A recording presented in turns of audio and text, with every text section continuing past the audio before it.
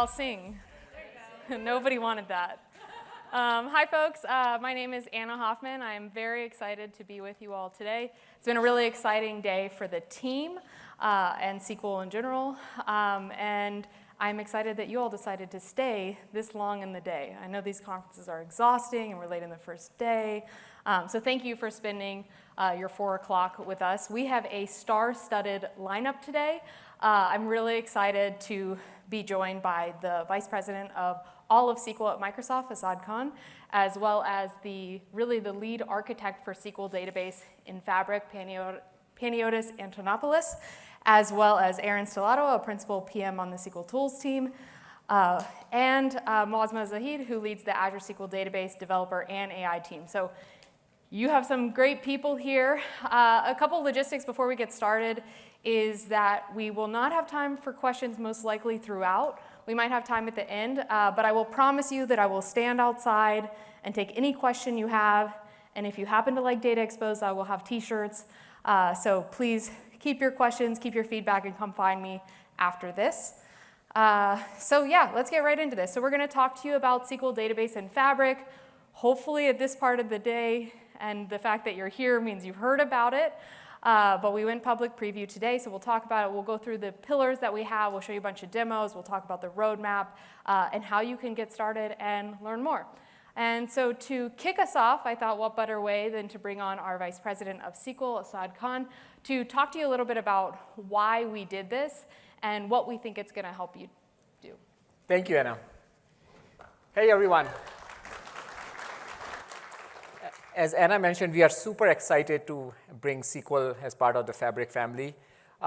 Before I talk about that, I have this SQL slide, which is all-up SQL slide. As you know, SQL is Microsoft flagship database. It is available on-prem. It has the most deployments than any other database out there. You can run it as in a container, whether you are running in Windows, whether you are running on Linux, you can run it on bare metal. You can run it in a hybrid environment through Arc, or you can run it in Azure. The two things which make SQL very, very popular is, one is it is enterprise ready, whether you look at the scale, whether you look at the reliability, the price perf, or the security. The other thing which makes it super accessible and popular is the consistency. Whether you look at the T-SQL language, it is the same T-SQL surface area that we support across all these deployment options. Or whether you look at the core engine, no matter which feature we do in the cloud, we deliver all those capabilities on-prem. As we announced today, the next version of SQL Server 2025, you might have seen some of those capabilities in the blog as well. Or whether you look at the tools and the Copilot experiences, we keep it consistent. So when we think about adding one more deployment option, we have to make sure that there is truly value add for the customer, because just adding another one, it just increase the choice for you as a developer, and we are always very, very careful that there has to be a very strong need. So let me talk about what is the problem statement we are trying to solve through this one. As per IDC, there will be a billion plus apps which will be written in the next 5 years. And a lot of these apps will be focused on AI capabilities and surfacing the AI capabilities for those enterprises.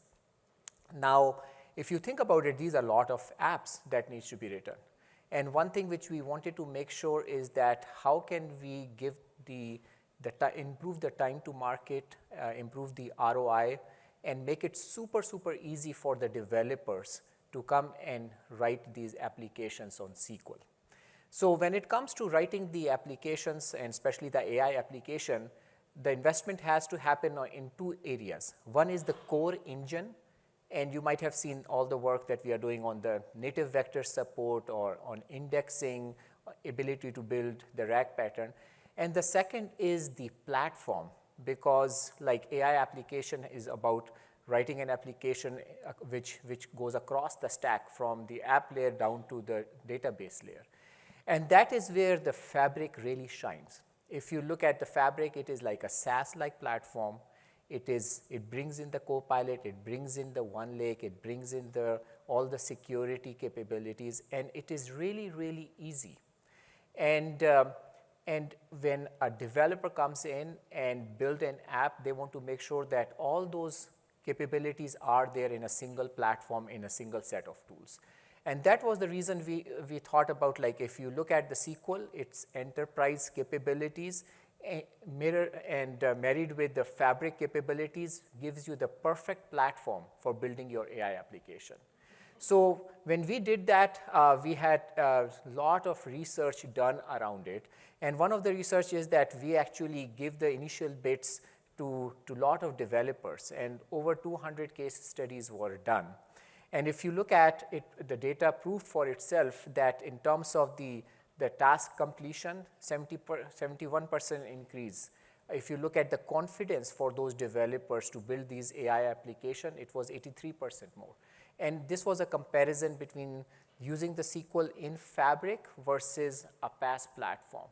So totally brings the best of the SQL and the Fabric. Now, what are the key pillars that we invested in when it comes to the SQL in Fabric? There are 3 pillars. The first one is simplicity. As I said, like, Fabric really helped us because the Fabric is simple, easy to use, SaaS-like platform. The second is the autonomous and secure by default. When you think about the databases, a lot of developers are actually scared of using the databases because these are very powerful platforms, but hard to manage, hard to secure, hard to write the right query which is optimized, hard to define even the schema, making sure all the indexes are there. It's not easy. So how do we go and bring a database which takes all that worry out, but keep the power of the database in the platform?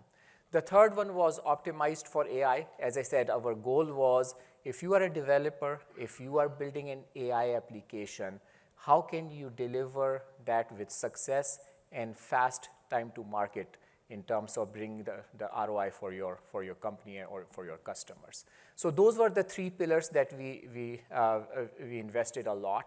And to go into the details for each one of the pillars, let me bring back Anna, and we will go through each one of them and show you how we delivered that value. Awesome. Thanks so much, Asad. Asad Khan, everyone. Thanks. All right, so like Asad mentioned, we're going to spend the next however many minutes we have taking you through these 3 pillars and trying to help you understand the way we thought about them and let you see them, more importantly. So we're going to start with simple, and then we'll move on to the other pillars. And really, like Asad mentioned, a big part of what we're trying to do is help you just focus on building your app. We know you're going to build a lot of apps, a lot of AI apps in the future. We want to help you do that by making it as easy and efficient, but also performant and enterprise ready as we can. So I thought, what better way to do this than to just show you? So we're not going to beat around the bush. We're going to go right into the Fabric website. I'm going to show you how easy it is to get started with SQL database in Fabric. Here you can see you select new item, and then you're able to select a SQL database. Now, all you have to do is give this database a name, and we're going to take care of everything underneath the hood: auto scaling, setting up your database, getting you the connection string, setting up your authentication with Microsoft Intra, and give you a database in seconds. Once you're in here, you can start to take advantage of some of our getting started options, like importing sample data. Once you have your sample data, you'll see this simple, developer-friendly, integrated type of experience, and you can navigate things like the Object Explorer to see your different schemas. You can also search in here. You can save queries. You can take advantage of data previews, where you preview the data without writing any queries. But you can also just say, hey, I just want to get right into a query editor and do that just like you would with any other SQL database. One added thing we have here is Copilot support. So here I'm using comments to basically ask Copilot what I want the code to generate to be, and it's generating that code for me. It can also do autocomplete too. If I start typing a query, it will make a guess at what I'm going to do, and it's pretty impressive at what it can do. Also, we have the ability to explain queries with AI and fix errors. So if your query doesn't run, you can run a fix errors. Of course, we have a sidecar Copilot for you, so you can have multi-turn conversations, understanding things about SQL and Fabric in general, but also having the context of your database that you're connected to so that you can have those multi-turn conversations and iterations on things that you want to do. So this is the editor at first. Now I wanted to take you on a little bit of a tour. So We'll go quickly, but we'll go through a tour of the editor. The first thing I want to show you some of the things up in the ribbon, like the settings. So here you're going to see things like the Microsoft Information Protection Sensitivity label, or MIP labels. You can see the endorsement that may or may not have been provided for the database. You grab your connection strings if you want to just go into your app. You can find out the latest restore points and the earliest restore points, and you have some options for Copilot. Now, the next thing I'm going to show you is something I think everyone should use, and I'm going to encourage all of you to use it, and that is the feedback button. Anywhere in Fabric you see this feedback button, please take the time, give us your feedback. We're reading every single one, looking at them every single day, so it's definitely getting heard. You can see some of the other integrations we have here, like with pipelines or data flows or templates or opening in your tool of choice or the performance dashboard, which we'll take a look at later. But let's say I actually just want to create an API that my application can interface with on to interact with this data. It's super simple with SQL Database and Fabric. You give it a name, you select the data that you want to be exposed from that API, and you load it in. What you're seeing now is a GraphQL playground where you can write GraphQL queries and see how they work. You can also navigate your mutations, or if you're lazy like me, you can use Copilot again and generate queries. So here I'm asking for a GraphQL query, and when I'm happy with it, again, this is multi-turn, I can bring it into the editor and make sure I'm happy with the results. Here's the part I loved. You can pick your language of choice, and you can copy this sample code, and now you can move into your tool of choice. Here I'm going to move to VS Code. You can just run it. And I have to authenticate, so that's why I'm going away from the screen. But once I come back, it just works. Now I have a code sample in Python where I'm connecting and running the queries that I've tested and I'm ready to use in my application. We also have this available for Node. And because we have REST API support, if you want to build PowerShell scripts or other scripts to go manage your database using code, you can do that as well. Since we're in VS Code, might as well show off the SQL Server extension that we have and SQL Database projects so you can manage your database here as well. This is a glimpse at VS Code and how, again, if this is where you want to be as a developer, you just have a database, now you can get to developing the way that you like. Now, some of you might have been thinking, well, the way that I like to develop is actually in SSMS. And I just want to make everybody be at peace and say that you can connect to SSMS. You can connect to these databases using SSMS. Here is the new SSMS 21 preview that also has a Copilot. So if this is the land you want to live in, you can live in there now as well. So again, the emphasis here is really to let you focus on building your app. All right, one of the things that we're doing with Fabric all up is kind of this unification of all your data and this one copy of data landing in OneLake. Now, SQL Database in Fabric is a SQL database, and we'll talk about the architecture later. You have your MDF, your LDF files, all that good stuff. But in addition to that, we have mirroring or replication on by default to OneLake, which means in near real time, your data is also landing in open source 𝗬𝗲𝗏 in OneLake. And this opens a lot of opportunities for you to unify your operational and your analytics work. It also allows you to take advantage of things in Fabric like shortcuts and the SQL Analytics endpoint. Now, two things I want you to know. This means when you deploy a database, you get a couple things. This is what you're going to see. You're going to see your SQL database. You're going to see a semantic model that you get by default. And you're going to see the SQL Analytics endpoint. Now, the SQL Analytics endpoint is that endpoint for you to connect to the 𝗬𝗏𝗏𝗏 data landing in OneLake. The other thing is when you're in the query editor, you can switch between the SQL database and the SQL Analytics endpoint. So just make sure you pay attention to where you are. Because when you're in the Analytics endpoint, this is also more of a read-only type of experience because you're reading that data in 𝗬𝗏𝗏𝗏, not the actual SQL database. All right, let's take a quick look. So here, back in the editor, you can monitor the replication that's happening. You can see the rows that are being successfully replicated. You can see if there's any things that aren't being mirrored or replicated. And you can also switch to the SQL Analytics endpoint. Here you see my Contoso database in this case, and I can navigate the schema on top of that 𝗬𝗏𝗏𝗏. But I can also see my lakehouse and my warehouse, and this opens some interesting opportunities for me.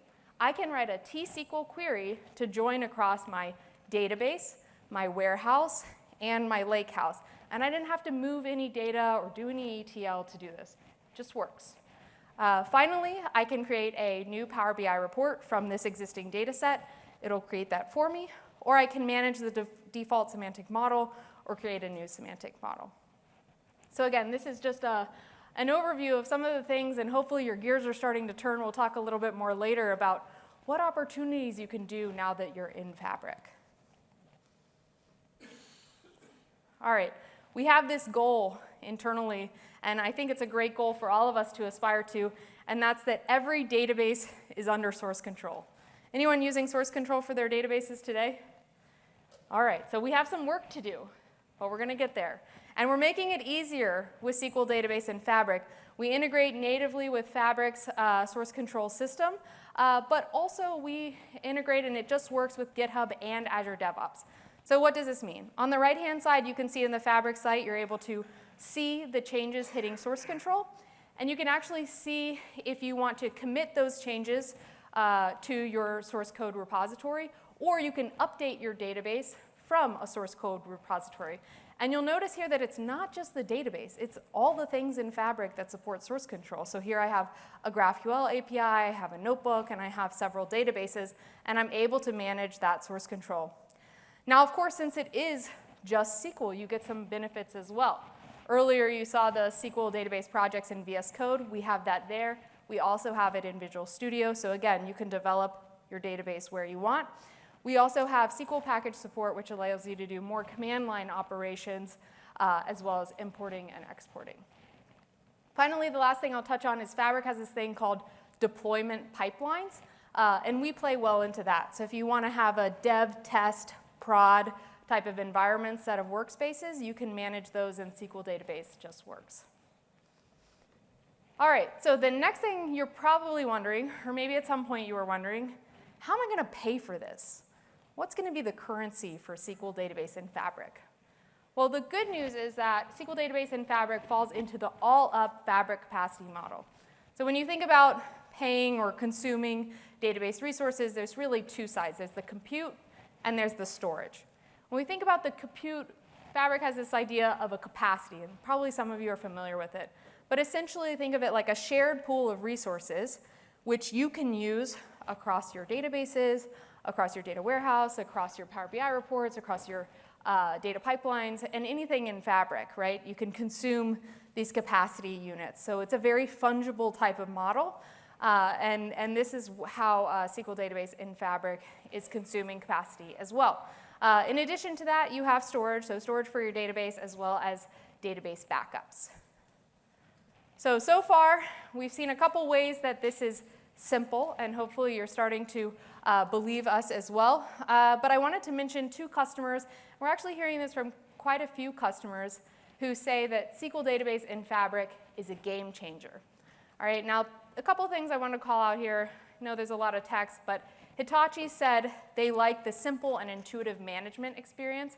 That's a game changer. And I love that they said SQL Database in Fabric just works, because that's something we've really been working on. Secondly, Save the Children has been excited about the unification of the transactional and analytical data in SQL Database in Fabric. And of course, we love their mission, so I included that bit as well. All right, so where are we in our journey to learn more about SQL Database in Fabric? We talked about the first pillar, which is simple. The next pillar is autonomous and secure, and then after that, we will talk about optimized for AI. Now for this, I'm super excited. I'm going to bring up Panagiotis, who is really the architect behind SQL Database in Fabric, so welcome. Now, Panagiotis, I think we can all agree, probably everyone in this room can agree, that when it comes to making decisions for databases and managing databases, it can be complex and hard. Yeah. So one of the big things we talk about a lot with customers is kind of these three areas: security, performance, and availability, right? So I asked Panagiotis if he would come and talk to you guys about, a little bit underneath the hood what we're doing, so you feel confident that this is SQL Database, and then we'll talk more about what we're doing to make it autonomous. Thanks a lot, Anna, and hi, everyone. It's my first Ignite. I'm very excited to be here and get all the energy from all of you, so let's dive into it. So before we get into the specifics about the autonomous and secure aspects of our service, let me give you a glimpse of the overall architecture to see how things look under the covers. So when we started this journey, our goal was to really build a database service that brings the best of operational databases, but also the Fabric platform, which is well integrated and very intuitive and simple to work with.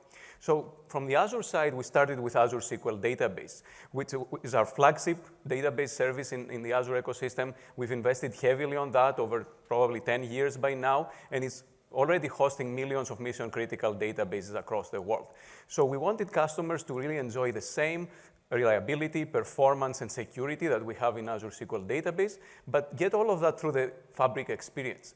And effectively, our goal was to get the best of both worlds. So we'll deliver the database, the operational database experience, but also getting the intuitive Fabric platform, aligning with all the principles of Fabric around serverless, the capacity management that Anna referred to, but also the full integration with OneLake and all the workloads there. So to achieve that, we really brought these two worlds together. We took the database, SQL database architecture and deeply integrated it together with the Fabric platform. So as you can see here, all the databases in Fabric, they're automatically managed by our fleet manager, and they're all serverless. So that gives you a very elastic experience that scales up and down on both compute and storage without pretty much adapting to the user needs without any monitoring or any user actions needed. Even though that we're actually integrated with OneLake, as Anna mentioned, we really wanted to stay with the traditional SQL database format. And that is critical because even though OneLake is operating on Delta, and that is great for analytics, operational databases cannot perform very well on top of column-oriented data. So we really continued with the traditional SQL format, MDF and LDF, as Anna mentioned, to give you, again, the full integrity and the full performance and integration with the SQL database. So now, although we kept the SQL format, we replicate all of the data transparently for the user and with really minimal impact to the operational database into OneLake through a technology you may have heard about, which is called mirroring. Right?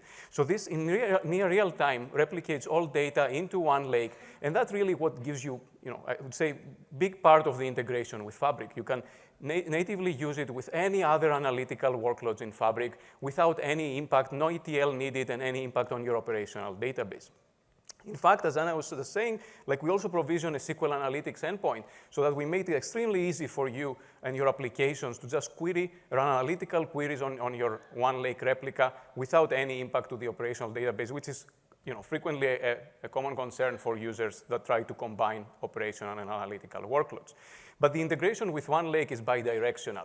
With shortcuts, we extended our technology around external tables to allow it to natively consume Delta data natively from OneLake. So in that way, you can really combine all your operational data together with any analytical data from OneLake and really land this so-called reverse ETL scenario where you're really trying to drive insights from your application, combining operational and analytical data together. So with this architecture, we really bring the best of both worlds, right? You get the full power of Fabric, but without any compromises on your SQL database that is, again, fully performant, fully compatible. It's a database that you always loved. And now if we zoom out a bit, at the end of the day, SQL database has just become yet another native Fabric workload. It's fully aligned with the simplicity, with the principles of Fabric, from provisioning to capacity management to security to billing. It's all part of the Fabric platform. You purchase it and you can just use it natively there. Awesome. I love it. I hope this lets everyone feel a little bit more comfortable that really this is just SQL database under the hood. This can support your enterprise workloads. So thanks so much for explaining that to us. Now, of course, security is top of mind for a lot of folks, and there's a lot of things we're doing in this space. I don't know if we need to talk about all of them, but I'd love to get your take on what are some of the more important things we're doing, or what are the principles we're taking here? Yeah, so as you know, security is the top priority for Microsoft. And as we're bringing SQL database to Fabric, we wanted to make sure that all user data and applications are secured and secured by default. So we're not going to talk about everything, but some things that really wanted to call out. On the authentication side, we're forcing Microsoft Entra authentication across the board to really guarantee that all connections to Fabric databases are passwordless and users can easily manage their identities centrally. Auditing is enabled by default for the first time for SQL database to make sure that we automatically collect any critical security events like login attempts or other security changes that are happening in the system. But of course, it's also configurable. That's something that we've heard from a lot of you, that you really want the control so that you can fully meet your compliance requirements. So that will also be available for you. And one thing I want to highlight is our vision around central governance. So we're integrating with Microsoft's Purview. And allowing, similar to other Fabric artifacts, databases can also be labeled based on their sensitivity, and the system will automatically enforce any centrally managed protection policies coming from Purview. And that's just the start of the journey on centralized governance. We're hoping to do more in the future. Awesome, yeah, and I know there's a lot of things still coming down the pipe. One thing I want to ask you is, like we hear a lot about an autonomous service and that SQL database in Fabric is autonomous. Like in your perspective, what does that mean and how are we doing with that? Yeah, so Anna, our vision for autonomous database is somewhat simple.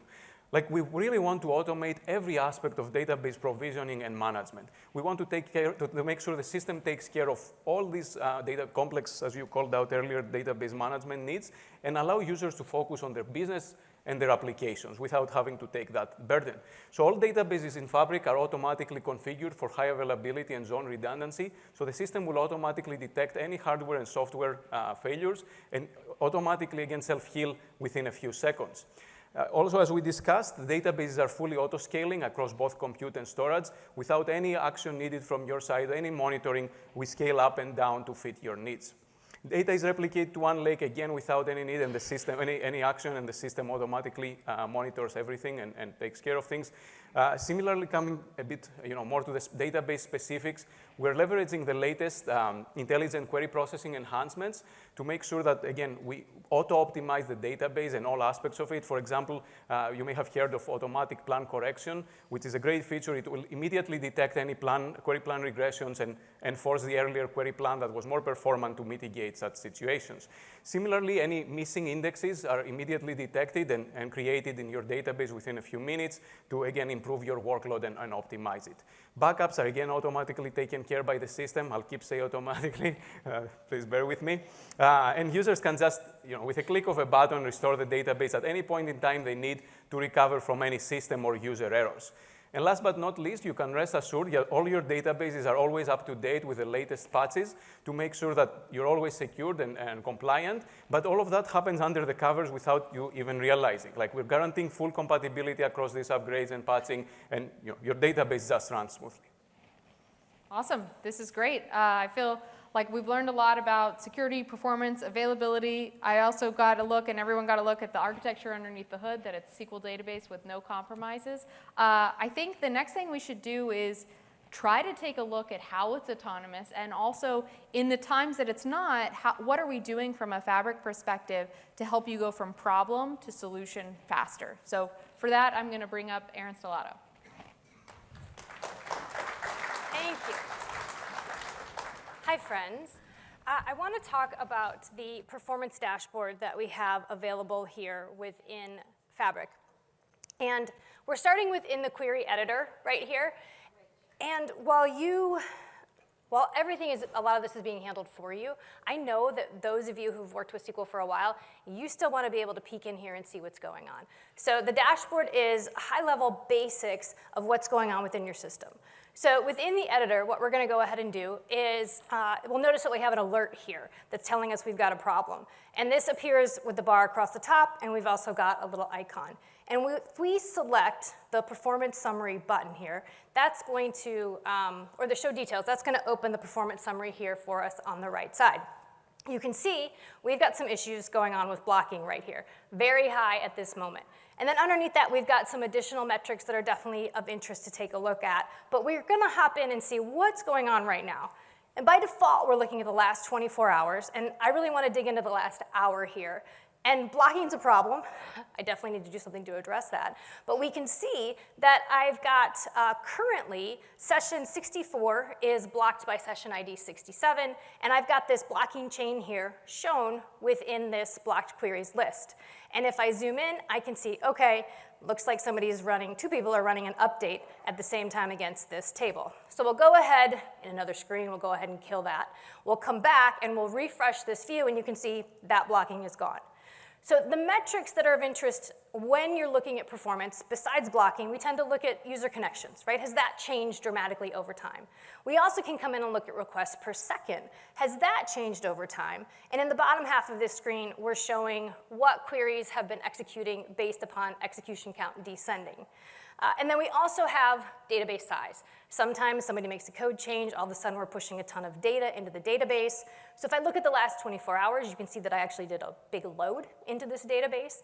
And this gives us the current tables in the database based on row size and also on total size on disk. Now, it's great to look at these metrics, but Panos mentioned what's happening automatically, and he mentioned automatic index management. So in this view, I can see that I've had a new index created just recently. I also have reverted and dropped on this graph, if that's occurred. And for the order lines table, I've had a non-clustered index created based on my workload. And this was created the afternoon of the 15th around 4 o'clock. This happens for you automatically, right? You didn't have to come in and do anything.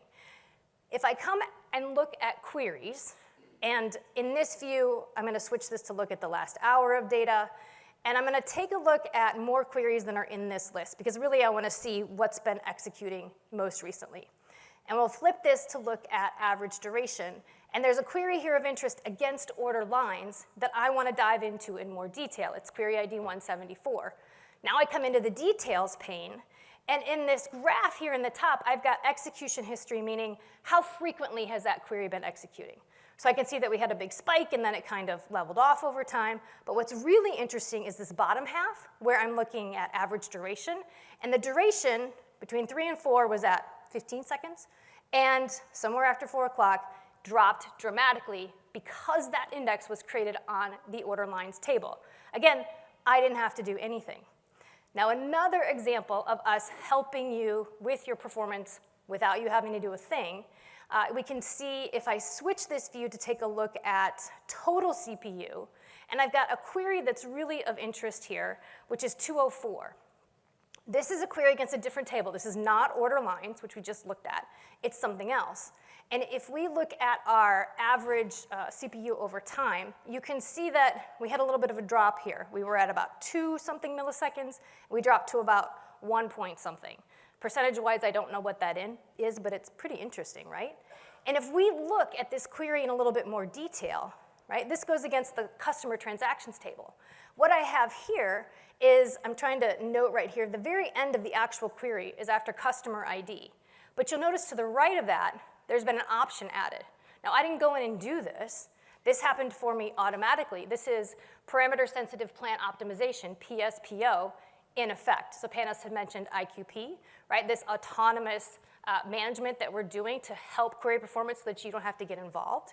So we can see this here within the dashboard. It makes it easy to find these things, to understand what's going on, and to take a look at what problems I might have that I can address immediately.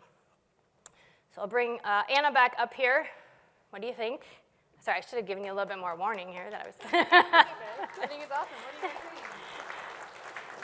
All right. It's really an exciting way to go from insights to action. And then I was super impressed how you were able to catch the autonomous things that are happening. Exactly, yeah. So, and you've got lots of ways to slice and dice that data, right? That's being trended over time. I was just playing with the last hour, the last 24 hours, but we're retaining that for much longer for you to dive into and look at how performance has changed over time. Awesome. Thanks so much, Erin. Thanks. Erin Stellato. All right, to wrap up this section, I wanted to comment on, there's a lot here, but one customer, Aon, who mentioned improving performance. Now, they mentioned they like this hands-off approach, and they like how SQL database in Fabric is simplifying the way that they can maintain and monitor operations on the database. We're going to keep moving along our pillars. If you remember, we had simple. Hopefully, you've all seen how simple this is. We saw autonomous and secure. And finally, and certainly not least, we're going to talk about how it's optimized for AI. Now, there are a couple things that you need to build an AI app in general, especially when it comes to a database. I am not going to cover all of those in details. We have another session tomorrow where you can learn about AI and SQL. But the big things I wanted to call out here is vector support, which we have in SQL Database and Fabric, as well as Azure SQL Database, eventually SQL Server vNext as well, or 2025. The ability to call REST models, so you can use something called SP invoke external endpoint to call any model that you want, including a model from the Azure AI Foundry model catalog, or any other thing that you can call with REST, like Azure Functions, etc. And we also have integration with popular frameworks like LangChain and Semantic Kernel. Additionally, since you're playing in this Fabric platform, Fabric is working hard to make AI projects easy. You see a list of things here of different ways we're making it easier for you to do analytics, run AI, things like notebooks and doing data science, using things like AI skills, or using things like alerting or real-time intelligence, which maybe you've heard about. But to talk a little bit more about this, I thought that we should bring the experts. So I want to bring up 𝗦𝗲𝘀𝗀𝗍𝗃, who runs the SQL database team, developer, and AI for SQL All Up. So 𝗦𝗲𝘀, thanks so much. Thanks, Anna. Who is tired of the word AI? Some of you? Hopefully you get excited by seeing what's really possible, and this is all possible by building these applications in SQL Database and Fabric, which Anna, Panagiotis, and Aaron talked about, which is simple and autonomous and optimized for AI. So why we are talking about these AI apps in SQL? We really believe that these apps can go beyond the simple chat app to really operational RAG, retrieval augmented generation, for your data that is operational in nature. You can actually do transactions, and as those transactions land on these tables or these databases, you can actually do chat with that data and go beyond that to actually, during the chat, transact with that data. So that's the beauty of building these vector capabilities and RAG patterns in SQL Database in Fabric. So I thought about how to actually showcase this in this session today. And this is a 𝗦𝗽𝗀 database built by MIT. It's very realistic in terms of doctors' notes. I took this database and actually loaded SQL database with the doctor notes. So in this case, we have a Contoso app application. The chat that you see on the right side or left side, depending on how you're looking at it, it's actually built on this data using RAG patterns. So let me show you how I built that. In this example, what we did was that we actually used the vector native type in SQL Database and Fabric, and I'll show you in a second.